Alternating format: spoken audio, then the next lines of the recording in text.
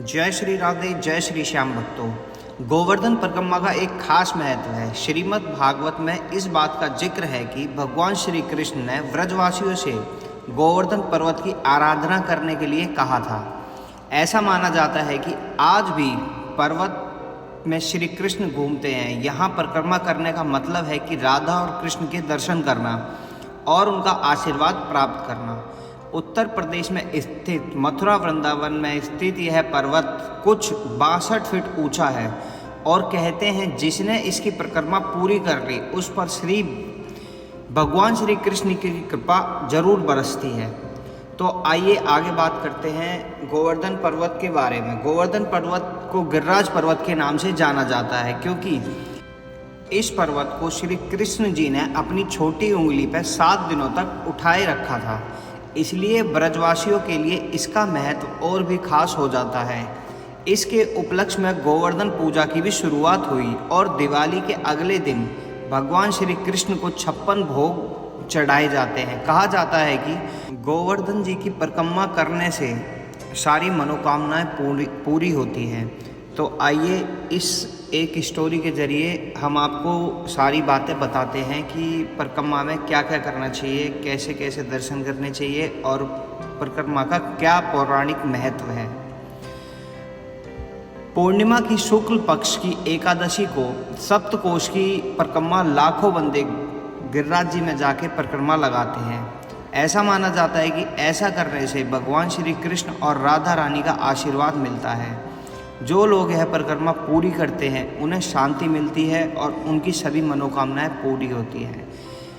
पूरी साल 365 दिन परिक्रमा लगती है, दिन और रात परिक्रमा लगती है।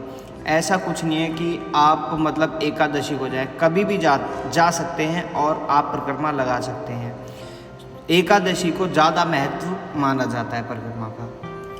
यह परिक्रमा 21 किलोमीटर यानी 7 कोस लंबी परिक्रमा है। यह मानसिंह गंगा से शुरू होती है परिक्रमा, मगर आज के समय में मतलब ऐसा है, सबसे पहले गिरिराज जी पे जाके दूध चढ़ाया जाता है और वहाँ से परिक्रमा शुरू हो जाती है।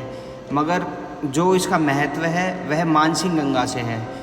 मानसिंह गंगा के कुंड से परिक्रमा शुरू होती है और भगवान हरिदेव की तीर्थ यात्रा करते हुए राधा कुंड की ओर जाती है, जहां वृंदावन रोड भक्तों को परिक्रमा पथ पर लेकर जाता है। इस अत्यंत पवित्र तीर्थ स्थल के रास्ते में कुछ महत्वपूर्ण स्थल भी पड़ते हैं और उनके दर्शन करते हुए हम लोग आगे बढ़ते हैं। इसमें राधा कुंड, श्याम कुंड, दान घाटी, मुखारविंद, कुसुम सरोवर, रीना मोचना और पुजारी शामिल हैं।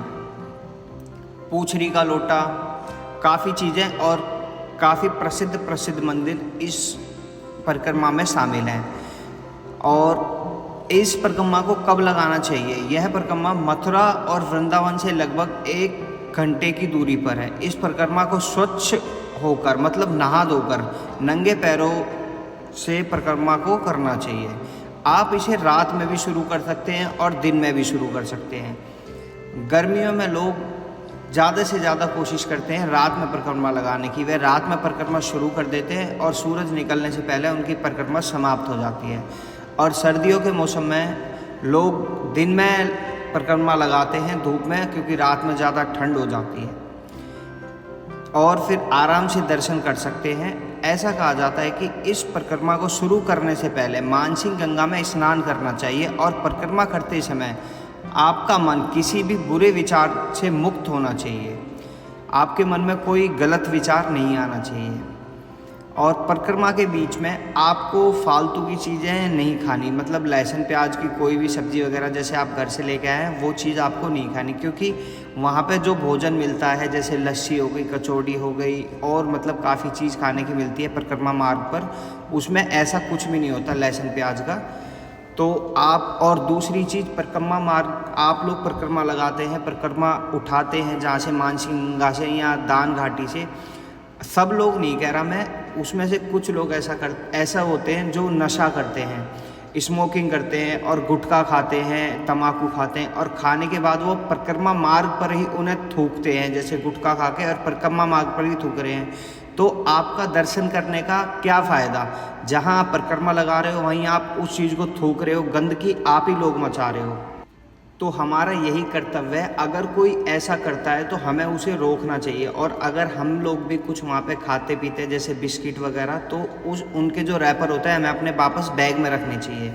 तो आइए परिक्रमा के बारे में कुछ बात कर लेते हैं। गोवर्धन परिक्रमा को दूध के साथ किया जाता है। आज के समय में मतलब ऐसा है, लोग परिक्रमा लगाते हैं जो ज़्यादा महत्व माना जाता है, जिसकी कोई मनोकामना होती है या मनोकामना पूर्ण हो जाती है, या किसी के अंदर इच्छा होती है कि मैं ऐसे परिक्रमा लगाऊंगा ये मेरी मनोकामना पूर्ण हो जाए। तो जो पवित्र माना जाता है उस परिक्रमा का रोल मेन ये है कि लोग जो भक्तजन होते हैं या किसी बाल्टी में, डोलची में या किसी बर्तन में, घड़े में एक छोटा सा छेद कर लेते हैं और उसके अंदर और उसके ऊपर एक अपनी धूप बत्ती लगा लेते हैं। लगाने के बाद और परिक्रमा में मतलब वो जो मिट्टी का पात्र है या डोलची वगैरह जो भी पात्र है वो खाली नहीं होना चाहिए। मतलब दूध वाली परिक्रमा, दूध की धार बंदी रहनी चाहिए परिक्रमा मात्र में। 21 किलोमीटर तक पूरी परिक्रमा में दूध की धार टूटनी नहीं चाहिए।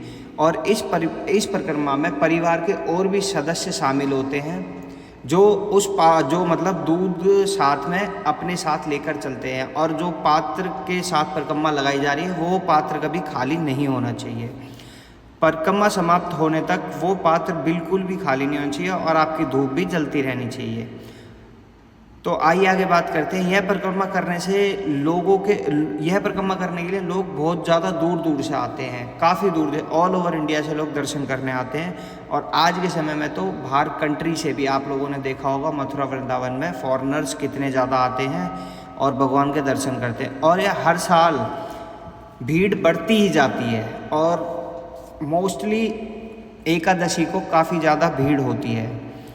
हालांकि शरद पूर्णिमा और गोवर्धन पूजा में इसके खास महत्व भी हैं। मन की शांति और भगवान के आशीर्वाद के लिए आप एक बार यह परिक्रमा जरूर लगा के देखें, आपको बहुत ज़्यादा शांति लगेगी, आपका मन तृप्त होगा। तो मैं यही कहूँगा आप लोग भी एक बार अवश्य जाएं और परिक्रमा जरूर लगाएं।